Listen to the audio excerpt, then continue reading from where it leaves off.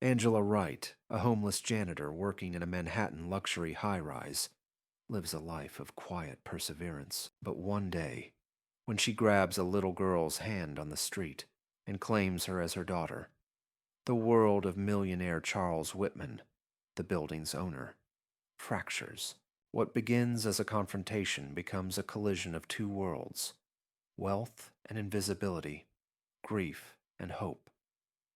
She had scrubbed that marble floor so many times she could see her own reflection in it, not as a woman, but as a blur. Angela Wright, 32, hair tied back with a rubber band she found on the subway, pushed her mop across the lobby of Whitman Towers with the focus of someone who needed the hours. The badge on her uniform read, Facilities Support, but no one ever asked her name.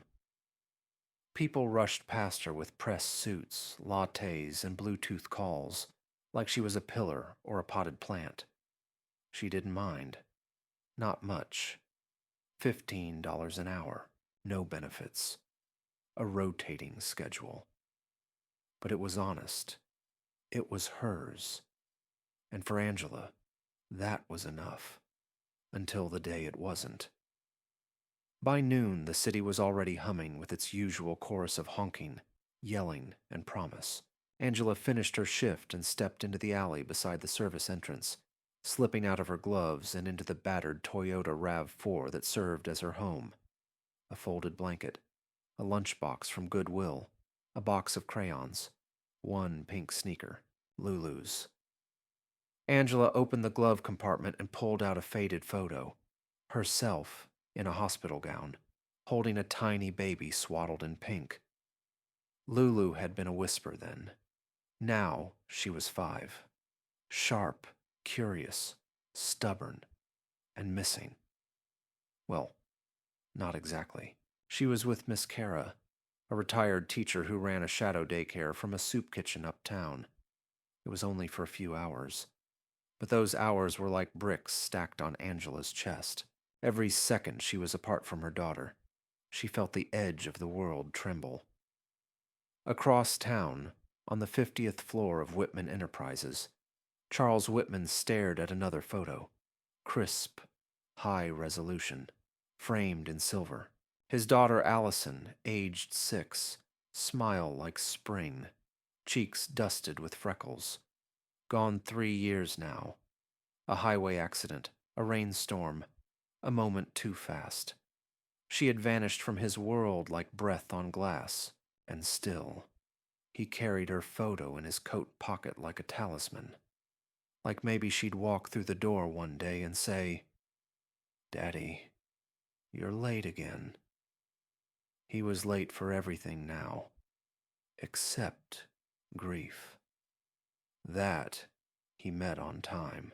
That afternoon, Charles skipped a board meeting and wandered down Broadway.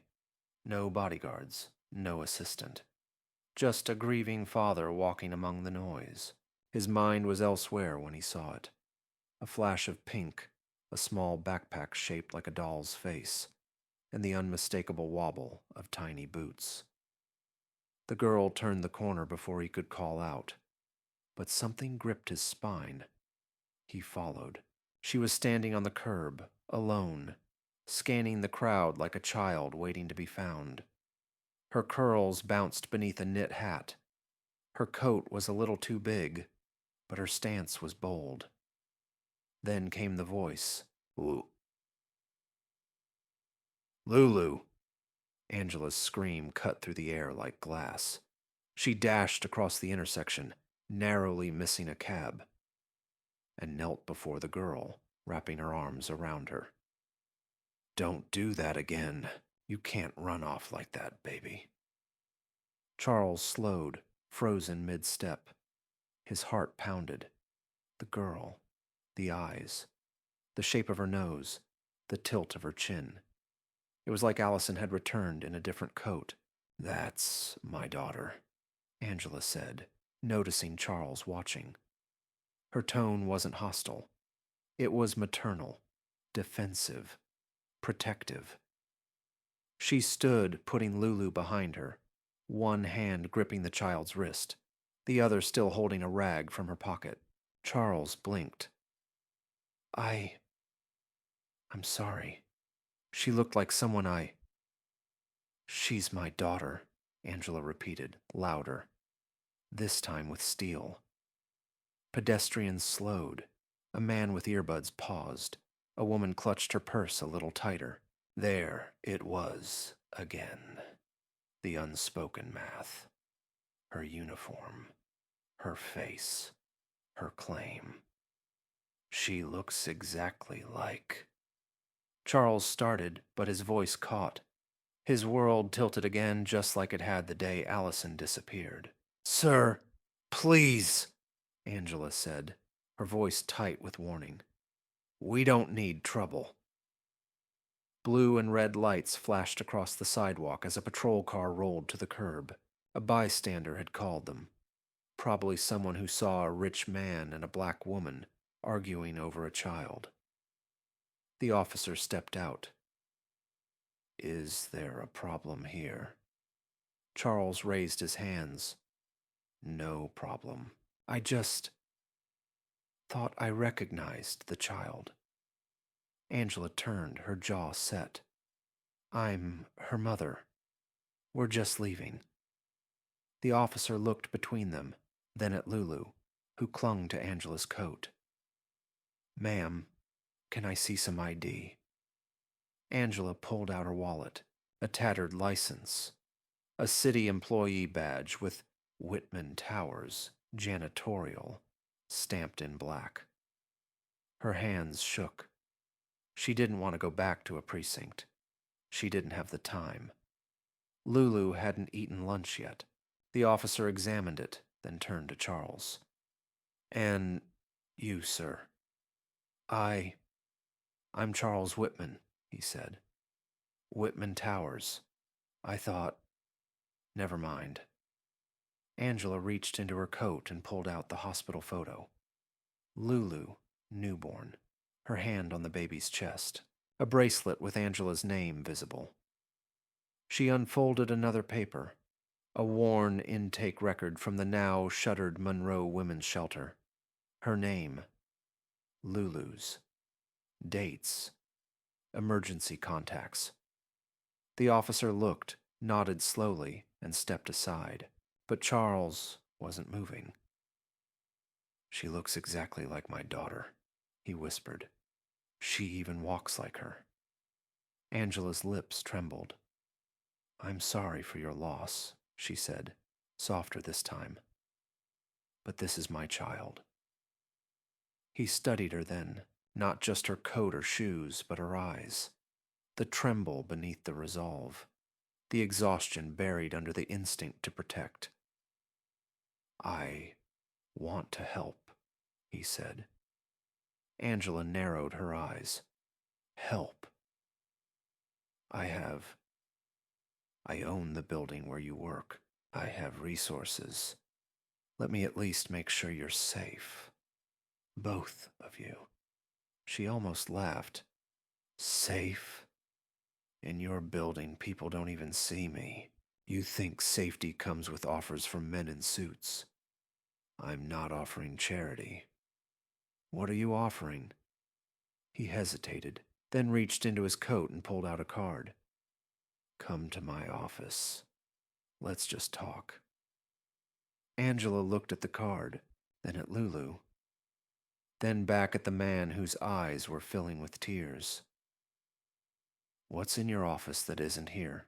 she asked. He took a breath. "Answers, I hope." Angela looked down at her daughter. Lulu gave her the smallest nod, the kind only a child gives when she senses something important is happening. And that was how the janitor from the basement of Whitman Towers and the man who built the skyline above it found themselves riding the same elevator. The elevator to the 50th floor whispered its way upward, too quiet for the weight it carried. Angela held Lulu close. The little girl rested her head against her mother's chest, thumb in her mouth. Her coat smelled like the morning's mop water and the chicken sandwich Angela couldn't finish. But her daughter didn't mind. She never did. Across from them stood Charles Whitman, tall, composed, but not as polished as his reputation suggested. His tie was loose, hair wind-blown from the street. He clutched the photo of Allison in his coat pocket, fingers trembling. When the doors slid open, the contrast hit hard. Cream-colored carpet, walnut-paneled walls, a gold-framed portrait of Charles, shaking hands with a foreign diplomat. Everything gleamed. Angela stepped out like someone entering a museum where nothing could be touched. Lulu squeezed her hand tighter. A young assistant in a navy blue suit blinked twice when he saw Angela. "She's with me," Charles said. The assistant nodded, awkwardly stepping aside as the janitor in worn sneakers and the billionaire in leather shoes walked side by side down the corridor. Inside his office, the air was different, conditioned, soft, tinged with cologne and silence. Angela stood by the doorway, unsure whether to sit. "Please," Charles said, gesturing to the leather chair. She hesitated, then sat, carefully, as if the chair might reject her. Lulu climbed into her lap. "So," Angela began, her voice even, "what happens now? You ask me questions, check if I'm lying." "I'm not here to accuse you," he replied. "I just need to understand." She nodded once. "Fine." There was a long pause. "Why didn't you ever come forward?" he asked. Angela inhaled slowly. "Because the world I live in doesn't come knocking on doors like this." Charles leaned forward. "That's not an answer." She looked him straight in the eye. "You lost a daughter. I'm sorry. I really am. But I almost lost mine a dozen times. To poverty. To shelters that get shut down. To waiting lists. To men who said they wanted to help. Every time I showed up asking for help, someone reminded me who they thought I was. A statistic. A burden, not a mother." Charles sat back, quiet. "I had no money, no permanent address. What was I supposed to say? Hi, I live in my car, but I swear I'm doing my best." He didn't reply. Angela lifted Lulu's chin and gently wiped some jam from her mouth with her sleeve. Her movements were slow, full of a practiced love. Charles studied them both. The same eyes, the same dimple on the right cheek when Lulu smiled. His thoughts were a storm. He pressed a button on his desk. "Get legal in here, and pull every public record we can find on Angela Wright and her daughter." Angela's shoulders stiffened. "I'm not trying to hurt you," Charles added quickly. "I need facts, the truth. This isn't just about resemblance." Angela nodded slowly. "I get it." 15 minutes later, a corporate attorney entered, wheeling a laptop, thin, pale, and visibly uncomfortable at the sight of Angela's hoodie in this office of suits. "Her name is Angela Wright," Charles said. "She claims this girl is her biological daughter. Start with birth certificates, shelters, anything we can verify quickly." "Yes, sir." Angela reached into her bag and produced a manila envelope. Inside, Lulu's birth certificate, 2 photos, and a referral letter from a social worker named Melinda Ross. The lawyer took the envelope with gloved hands, as if truth might stain. Angela didn't flinch. While they waited, Lulu grew fidgety. Angela pulled out a sticker book, handed her a few crayons. She sat quietly on the floor, coloring flowers and rockets. That's when the door opened again. This time, it was a teenage intern, maybe 19, brown-skinned, nervous. I brought the files you asked for, sir." He tripped over the rug and dropped a folder, papers scattered. Angela leaned over and helped him gather them. Hey, it's okay.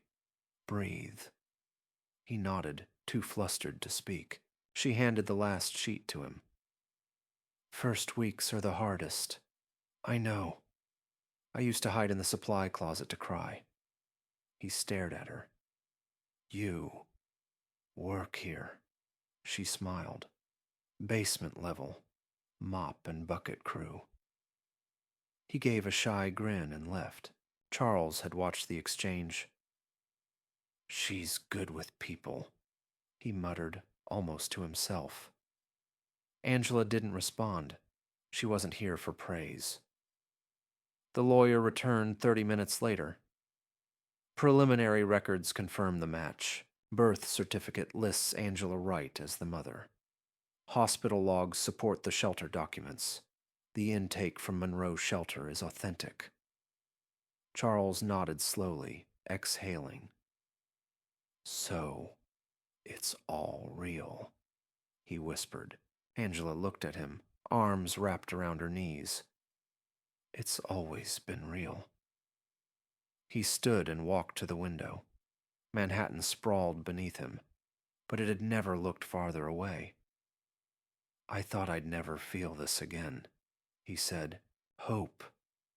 Angela softened, just slightly. Hope, she echoed, is expensive when you're poor. Sometimes you can't afford to feel it. He turned around. His eyes glistened. I owe you an apology for how I looked at you, for not seeing you. She blinked. You saw what the world trained you to see. I'm used to that. He stepped closer. No, not this time. And then, in front of the woman with a mop callus on her palm, and the girl with jam on her shirt, Charles Whitman dropped to one knee. I'm sorry, he said, not just as a man, as a father. Angela didn't speak, but her hand trembled as it touched Lulu's curls. I have a school, Charles said. Private. Best in the state. I'll get her in. Full ride, no strings. I'll set up housing, health care, and a job, if you want it. Something more. Angela frowned. Why now? Because today, I saw my daughter in yours, and I realized the future I thought I'd buried might still be breathing. Angela stared at him a long time. Then she nodded. One condition, she said. Name it. You don't save me. We walk forward. Together. Equal. He stood, offered his hand. She shook it. And somewhere between the marble floor and the polished skyline, two broken hearts began to mend. The first time Angela Wright walked into Bellwood Academy, her shoes squeaked. Not because they were new. They weren't. They were the same thrifted pair she wore when cleaning the lobby of Whitman Towers, just scrubbed with baking soda and a toothbrush the night before. But in the echo of the school's marbled hallway, every step she took felt too loud. Portraits of smiling children in pressed uniforms lined the walls. Everything smelled like lemon polish and privilege. Lulu clutched her mother's hand. Her curls were freshly braided. Her pink backpack sat too low on her back, almost dragging, but her chin was lifted. Angela crouched to meet her eyes. You belong here. Got it? Lulu nodded. I know, Mama. And Angela believed her. But the other parents didn't. Not all. She saw it in the sideways glances. In the pause before a greeting. In the way one mother's hand tightened around her pearl necklace when Angela entered the welcome reception in her modest blazer. She's just the janitor, someone whispered. Whitman's pet project. But Angela didn't blink. She stood straighter, shook hands when offered, and when not, smiled anyway. Because she wasn't there for approval. She was there for her daughter, and Lulu Oh, Lulu thrived. She answered questions in class with her hand high and her eyes bright. She made friends with kids who had never seen inside a shelter. She taught one of them how to warm hands using breath and a paper towel, a trick learned on cold nights in the RAV4. Teachers took notice. Gifted, they said. Angela sat in the back of the first parent-teacher conference, gripping her pen too tightly. But when the counselor said, "Your daughter's empathy is off the charts," she cried for the first time in years, quietly, into her palm. Meanwhile, back at Whitman Enterprises, something unexpected had begun. Charles called it Project Hidden Values, an internal task force launched to identify overlooked talent in non-corporate roles. Janitors, cafeteria staff, security guards, drivers. The mission: find them, listen, elevate, not for charity, for value. It started with one employee. Within weeks, it became a department. By the third month, national media caught on. From mop to microphone, the Angela Wright Initiative, one headline read. Angela was invited to speak at the Whitman Enterprises Diversity Summit. At first, she declined. "I'm not good with crowds," she told Charles. "You were good with me," he replied. The day of the event, she walked onto the stage in borrowed heels and a suit paid for by the company's HR budget. Not as a gift, they clarified, but an investment. She stood behind the podium with trembling hands, then reached down and lifted two objects, a mop and a photograph. "This mop," she began, "paid my daughter's meals. Paid my pride, too. For a long time, it was the only thing between us and the streets." She held up the photo. Baby Lulu, minutes old, against her chest. "And this is what I was fighting for." She paused. A long breath. You don't need to be someone important to do something important. But you do need someone to believe that you matter. For a long time, no one did. The room fell silent, until one man listened.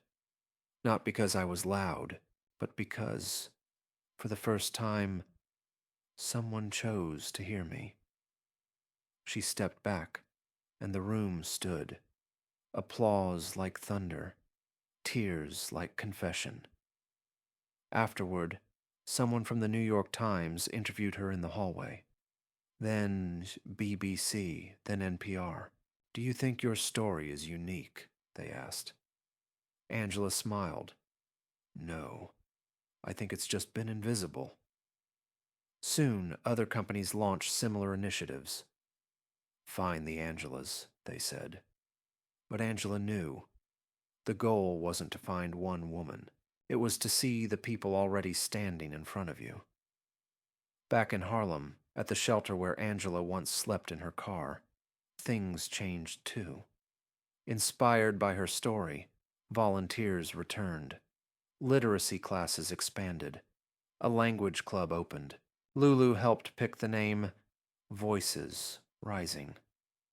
Angela spent Saturdays there, now not as a client, but as a mentor.